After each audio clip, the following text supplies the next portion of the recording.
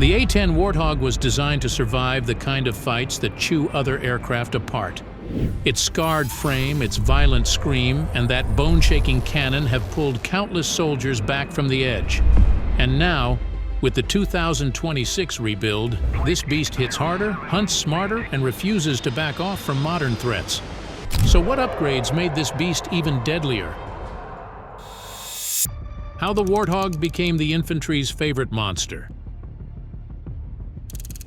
Imagine soldiers taking fire, pinned in a street or a field, and they need a friendly aircraft that can show up fast, stay close, and hit the exact truck, bunker, or tank that is hurting them without flattening everything around it. That job needs a plane that flies low enough and slow enough for the pilot to see what is really happening and tell friend from enemy with human eyes, not just by staring at radar screens. For a long time, the United States tried to do that job with aircraft that were built for other roles. In the Vietnam War, a tough old propeller plane called the Douglas A-1 Skyraider carried huge loads of bombs and rockets and could circle over a fight for hours, which made ground troops love it. But as North Vietnam filled the sky with heavier anti-aircraft guns and surface-to-air missiles, that big, slow aircraft became easier to hit, even though it had armor around the cockpit. Fast new jets like the F-4 Phantom were not the answer either. They were built for speed and high altitude. When they raced over the jungle at very high speed, it was hard for pilots to pick out a single truck under trees or a small team with a rocket launcher near friendly troops, and the risk of hitting the wrong target went up. While Vietnam taught those lessons, planners in Europe stared at maps of West Germany with dread. If the Cold War turned hot, Soviet tank columns could pour through terrain gaps like the Fulda and drive toward Western Europe. Stopping that steel flood needed more than high-altitude bombing. It needed an airplane that could tear up tank columns, protect friendly infantry, and operate all day from forward airstrips. Out of that mix of bad experiences and scary forecasts came a very clear idea. The Air Force did not just need another fast fighter that could also drop bombs. It needed a flying tank, built from the ground up to protect people on the ground. That idea turned into a formal effort in the late 1960s called the AX program, short for Attack Experimental. The goal was to build a simple, tough, cheap-to-run jet that could take off from short, rough, even damaged runways, carry a heavy load of weapons, live through serious ground fire, and kill tanks for a living. Inside the Air Force and the Pentagon, a small group pushed hard for this kind of machine. They wanted an aircraft that mechanics could fix with basic tools at forward bases, one that pilots could fly low and slow without needing a room full of computers to keep it stable, and one that put money into armor and firepower instead of polished cockpit trim. It was not a glamorous vision, but it matched what troops in the mud actually needed. Several companies answered the call with designs. In the early 1970s, the competition came down to two prototypes, the Northrop YA-9 and the Fairchild Republic YA-10. Both were blunt-nosed, straight-winged attack jets built for low-level work, but the Fairchild design leaned even harder into the ugly, practical look that later earned it the nickname Warthog. On the YA-10, the two jet engines sat high on the back of the fuselage with the twin-tail surfaces partly hiding them. That odd layout helped keep the engines away from sand and rocks kicked up from rough fields and also hid some of their hot exhaust from heat-seeking missiles. After a series of fly-offs and tests in the early 1970s, the Fairchild jet won and went forward into production as the A-10 Thunderbolt II. The wildest part of the design was not even the airframe. It was the gun. At the same time as the AX program, the United States was funding a huge rotary cannon called the GAU-8 Avenger. It is a 7-barrel gun that fires 30mm shells built to punch through the armor of modern tanks. The complete gun system, including the spinning barrel cluster and the ammunition drum, is about 19 feet long and weighs well over 4,000 pounds, roughly the same as a small car. In fact, the gun and its drum make up close to 1/6 of the empty weight of the whole airplane. Because the weapon is so large and so central to the job, the design team basically built the airplane around it. The gun is mounted slightly to one side inside the nose, but the single barrel that actually fires when the pilot pulls the trigger sits exactly on the center line. That way, when the gun is firing, the recoil pushes straight back through the spine of the jet instead of twisting it off target. That is why, if you look at an A-10 from the front, the nose wheel is oddly off to the right. It had to move out of the way of the gun. When the pilot fires, the GAU-8 can reach a rate of about 3,900 rounds per minute, though in combat the bursts are usually limited to a second or two. In that short burst, the gun fires dozens of shells, and tests show that about 8 out of 10 of them will land inside a 40-foot circle when the target is roughly 4,000 feet away. The ammunition belt usually mixes armor-piercing rounds and high-explosive rounds. The armor-piercing shells use a very hard core to punch through several inches of steel plate at normal attack distances, and the explosive ones rip open thinner targets and set off fuel or ammo. Put together, the effect on a tank or armored vehicle caught in the open is brutal. But the A-10 was never only about what it could kill. It also had to survive flying into places where people on the ground were pointing guns and missiles straight at it. To give the pilot a real chance, Fairchild wrapped the cockpit in a heavy shell of titanium armor. This bathtub uses plates about 1 1/2 inches thick and weighs around 1,200 pounds in total. It is built to stop hits from high-explosive shells up to about 23 millimeters in size, the kind of heavy anti-aircraft fire that would tear most other jets apart. The rest of the body follows the same idea. Many key systems are doubled and routed along different paths so that one lucky hit does not knock everything out at once. The two jet engines are spaced apart, mounted high on the back of the aircraft, and separated from the tail and the wings. That spacing means a missile or shell blast that wrecks one engine is less likely to destroy the other at the same time. The flight control system uses fluid-powered lines, but there are extra lines in different locations, and there is even a full mechanical backup mode. In that backup mode, the pilot can still move the main control surfaces with cables and pulleys if all the hydraulic fluid has leaked out. In both tests and real combat, A-10s have managed to keep flying and return to base with big sections of the tail, wing, or engine area blown away.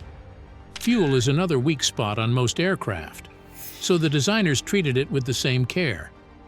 The main fuel tanks sit close to the center of the jet, away from the wingtips, and they are lined with foam blocks that cut down the risk of fire or explosion if a shell punches through. The tanks can seal themselves to a degree after a puncture, and valves can shut off damaged sections to keep the remaining fuel from draining out.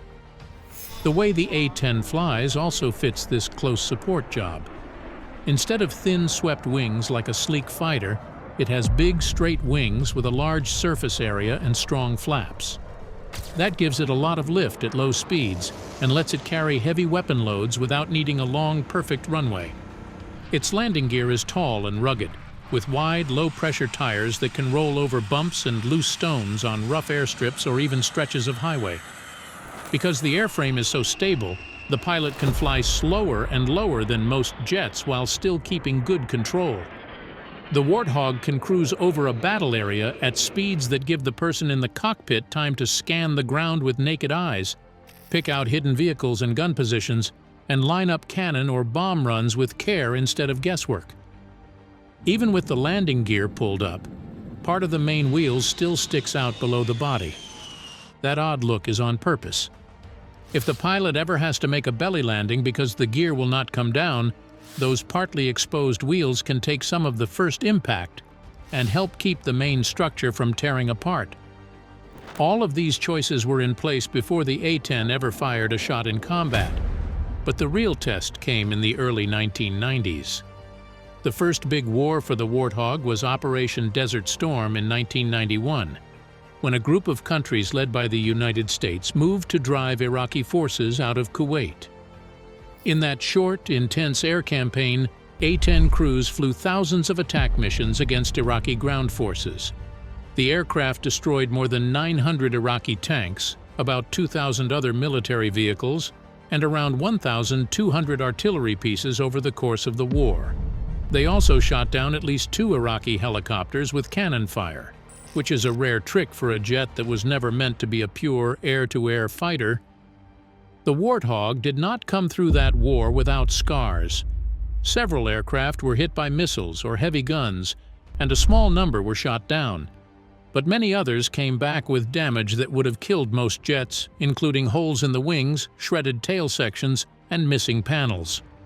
By the time the new century began, the A-10 had earned a hard reputation as a guardian for people on the ground and a nightmare for tank crews and convoy commanders. Its basic shape, its thick armor, and that huge cannon were all doing exactly what the original designers had hoped. But the world around it was changing. Inside the A-10 Super upgrade. By the early 2000s, the Warthog had proven itself in combat, but it faced a new problem. Its armored body could take punishment, but inside the cockpit, pilots still flew with round dials, paper maps strapped to their legs, and targeting systems that depended on their own eyes. Against evolving threats, that was not enough. The Precision Engagement program would transform the A-10A into the A-10C by dragging it into the digital age. 2 color screens replaced many gauges and tied into a digital moving map and a new weapons computer. The layout added hands-on throttle and stick, or HOTAS, putting extra switches and thumb controls on the stick and throttle so the pilot could change weapons, move sensors, and mark locations without letting go of the main controls. For a jet that spends its life down low, that mix of screens and HOTAS was a huge step away from the paper map era. Those screens do more than look pretty. They pull flight data, fuel, and weapon status into one place and lay it over a live map. Friendly forces, target areas, and danger zones show up as clear symbols instead of scribbles. The weapons computer knows what hangs on each wing and tracks how much is left. All of that cuts workload and lets the pilot spend more time looking outside for threats and targets, instead of hunting across a forest of dials. New brains need new eyes, so the next step was to bolt targeting pods such as Sniper and Lightning under the wings. Each pod is a long sensor package with a day camera, an infrared view that turns heat into a clear picture at night or through smoke, and a laser to mark targets. Before these pods, an A-10 pilot often had to dive in and visually search for trucks and gun teams with the naked eye, hoping to spot them through dust and trees. With pod video on the cockpit screens, the pilot can now scan from medium height, lock onto a small moving vehicle, and watch it in real time. The pod measures exact coordinates for that point on the ground and feeds them straight into the weapons computer. The way the A-10 talks to the rest of the force changed just as much. A key part of the makeover was the Situational Awareness Data Link, usually shortened to SADL. Air Force releases compare it to an internet-style network for jets and ground units. Each member sends small bursts of digital data and, in return, sees a shared map on their screens. Friendly units appear as blue symbols. Known or suspected enemy positions show up in other colors. The map updates again and again while the fight is still going on, instead of being frozen at takeoff. Defense coverage also notes that Link 16, another data link used by many fighters and command aircraft, is being added so the Hog can plug into an even larger web of shared tracks and targets. Modern secure radios and, on some jets, satellite communication back this up so the pilot can talk clearly with ground controllers and command posts without constant static and confusion. All of that information has to reach the pilot in a way that does not overwhelm them. That is where the helmet-mounted queuing system comes in. On the A-10C, many units use a system known as Scorpion. The helmet has a small clear display in front of one eye. Symbols that used to live only on the main screens now float in the pilot's field of view, lined up with what they're seeing outside. If the pilot turns their head toward a suspicious truck or a flash from the ground, they can press a small switch and tell the targeting pod, "Look over there." The pod turns to that point, locks on, and the coordinates appear on the displays. If the jet's warning system senses a missile launch or radar lock, A bright cue on the helmet shows the direction so the pilot can react with a turn or a burst of flares without hunting for the right gauge. Giving the Hog a new brain and new eyes would not mean much without sharper claws. One of the biggest changes in the 2000s was the full use of Joint Direct Attack munitions, known everywhere as JDAM. This is not a brand new bomb, but a guidance kit that bolts onto the back of a normal freefall bomb and adds a small computer, steering fins, and a link to satellite navigation. With that kit attached, a bomb that used to be dropped by pure feel becomes a smart weapon that can fly itself to a set of coordinates in almost any weather, instead of being blocked by clouds or smoke. For the A-10C, that means models such as the GBU-31, built around a 2,000-pound class warhead, and the GBU-38, built around a 500-pound class bomb, can be carried under the wings and guided to a point chosen by the pilot or by a ground controller. Once the coordinates are set, the jet can release the bomb from medium height and let the kit do the rest, steering itself into bunkers, artillery sites, or strong buildings even through cloud and dust. Instead of making many gun runs in bad weather, the pilot can often do one clean pass and leave. The next step went even further.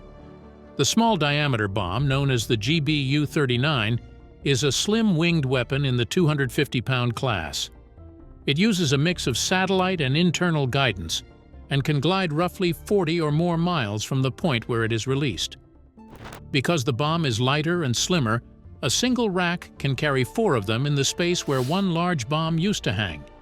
An A-10 fitted with new racks will be able to carry up to 16 small-diameter bombs at once and assign each one to a different set of coordinates on a single flight. The digital brain also changed how classic missiles are used. The A-10 had already carried the AGM-65 Maverick, a heavy missile built to kill tanks and bunkers. With the new cockpit, the Maverick's seeker picture can be shown in sharp detail on a color screen, and the targeting pod can mark precise aim points for it. The pilot can ripple several missiles in one run instead of treating each one as a separate job. Short-range Sidewinder missiles carried on the tips of the wings also benefit from better warning systems and helmet cues, giving the Hog a better shot at defending itself against helicopters and slow drones than in the past. The upgrade that really fits the spirit of the Warthog, though, is a weapon that takes something cheap and turns it into a guided tool. That is the Advanced Precision Kill Weapon System, or APKWs. For decades, jets carried simple 2.75-inch rockets that flew in a straight line and exploded where they happened to land. They were useful, but crude. APKWS is a small guidance section that slides between the rocket body and its warhead. It adds small fins and a seeker that can follow a reflected laser spot. When engineers and test pilots fired the weapon from an A-10 in early trials, several rockets hit within inches of the aim point, proving that even a light rocket could act like a tiny guided missile instead of a spray-and-pray tool. Because the guidance kit is added to rockets that the military already buys in large numbers, each shot is far cheaper than a big missile. Public briefings and tests have pointed out that an APKWS shot can cost a fraction of a high-end air-to-air missile while still knocking down small drones or striking light vehicles. It also carries a smaller warhead than a large bomb, which matters when friendly troops or civilians are close by. You can hit a pickup truck, a gun position, or a small boat without blowing half a city block apart.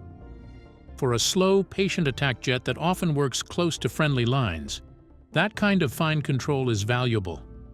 All of these weapons and sensors ride on the same old heavy frame, so the Air Force had to make sure the airframe itself could last. Original plans expected the Hog to retire much earlier, but wars in the Middle East and other regions kept it busy long after its planned end date. By the 2000s, cracks and age were starting to show in the wings. To fix that, the service hired Boeing to build new wing sets, sometimes called enhanced wing assemblies, for more than 170 jets. By 2019, the Air Force announced that re-winging on that main batch was complete and said the fresh metal and new fittings would help keep the Hog flying into the late 2030s if needed. Even while those hardware upgrades were happening, there was a constant argument in Washington about whether the A-10 should still be around at all. Air Force leaders at different times argued that money and manpower should shift to newer stealth jets and unmanned systems and laid out plans to retire Hog squadrons over a period of several years. Lawmakers pushed back, pointing to the aircraft's unique role in close support and the trust it has built with ground forces. The defense bill for the 2026 budget year stops the service from cutting the Hog fleet below 103 aircraft. That floor means at least a core group of Warthogs must stay in service through the year unless a full replacement plan is offered and approved. The Super A-10's shockwaves around the world. Once the Warthog got its modern brain and smart weapons, it started changing the way commanders plan air wars, the way lawmakers spend money, and even how other countries think about close support. The upgraded A-10 became a moving test case for one big question. In a world of stealth jets and drones, is there still room for a slow, ugly gunship that stays with the troops? One clear ripple shows up in recent wars in the Middle East. When the fight against the so-called Islamic State kicked off, the Air Force had plenty of fast jets on the ramp, but it still reached for the Warthog again and again. Early in the campaign, A-10s were flying roughly 1 out of every 10 United States Air Force strike missions over Iraq and Syria, even with many other jets available. Later, officers running the air war out of Turkey said their A-10 squadron was handling around 1/5 of all coalition close support missions in that theater for a time. It means that when ground forces needed someone to hang overhead, watch the fight, and hit single buildings or fighting positions, the upgraded Hog was still one of the first tools pulled off the shelf. You see the same thing in how often it keeps showing up in new strikes. In late 2025, when the United States hit Islamic State targets again in Syria under a new operation, subsonic Warthogs were once more part of the strike mix. Commanders had stealth fighters, bombers, and drones in the region, yet they still chose a jet designed in the 1970s. Money is another big reason the Hog's shadow is so long. Flying any combat jet is expensive, but some are far worse than others. A study in the mid-2000s put the cost of one flight hour in the upgraded A-10C at around $11,500, while an hour in an F-35A was put at roughly $32,000. Newer Pentagon rate tables list A-10C reimbursable costs in the high single thousand to low $10,000 range per hour, not counting every hidden overhead. The exact figures change from year to year, but the pattern stays the same. A Warthog hour is a lot cheaper than an hour in a stealth fighter. When the target is a pickup truck, a gun team, or a small group of fighters, that price gap matters. No planner wants to spend a weapon that costs hundreds of thousands of dollars, fired from a jet that burns tens of thousands of dollars per hour, just to hit a single light vehicle if there is a cheaper choice that still protects the troops. That mix of combat value and lower cost is why the upgraded A-10 sits in the middle of a political tug-of-war in Washington. Air Force leaders look ahead to a possible fight against a major power, and argue that any slow jet without stealth will be too easy to shoot down near strong air defenses. On paper, they want to retire all remaining A-10s and shift people and money toward newer stealth fighters and advanced drones. On the other side, many lawmakers and a lot of ground troops point at the Hog's record and say, "We still need this thing right now." That argument has shown up again and again in defense laws. In the Defense Policy Bill for the 2026 budget year, senators added clear language blocking a full Warthog wipeout. The law says the Air Force may not let the A-10 fleet drop below 103 aircraft in that year, even though the service had asked to retire the entire remaining fleet of about 162 jets by the end of that same budget window. The Warthog's modern form is also changing how other countries think about close air support. Early in Russia's full-scale invasion of Ukraine, Ukraine's defense minister floated the idea of taking as many as 100 A-10s from the United States. On the surface, it sounded perfect. A nation fighting Russian armor asking for the world's most famous tank killer. But senior United States officials pushed back, and Ukraine itself cooled on the idea. The problem was Russia's layered air defense network. A slow jet like the A-10 designed for permissive skies, would face extreme risk in that environment. That short story shows the double edge of the Hog's design. It can be a hero in fights where the enemy's air defenses are thin or already beaten down, but it is a riskier bet when the sky is thick with modern missiles. Other partners, though, are still eyeing the jet.